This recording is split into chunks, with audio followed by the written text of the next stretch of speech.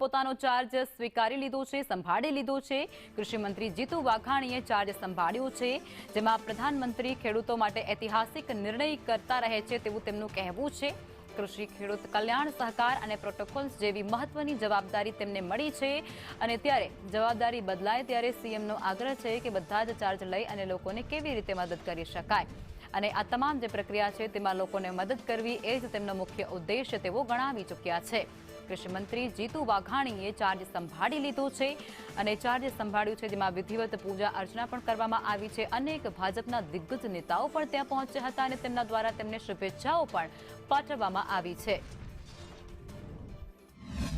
ખાસ કરીને પ્રાકૃતિક ખેતી નરેન્દ્રભાઈ એક ખૂબ મોટું કહી શકાય એ પ્રકારે ખેડૂતોના ઓછા ખર્ચે, એટલે કે આમ તો ઝીરો બજેટે વધારેમાં વધારે ઉત્પાદન કેવી રીતે મળે, ગાય આધારિત ખેતી, અને એના રિઝલ્ટો પણ મળ્યા છે।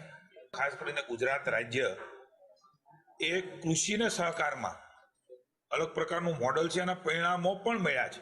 સકારાત્મક રીતે, હકારાત્મક રીતે ધરતી સુધી એ પરિણામો મળી રહે એમના માટેના પ્રયાસો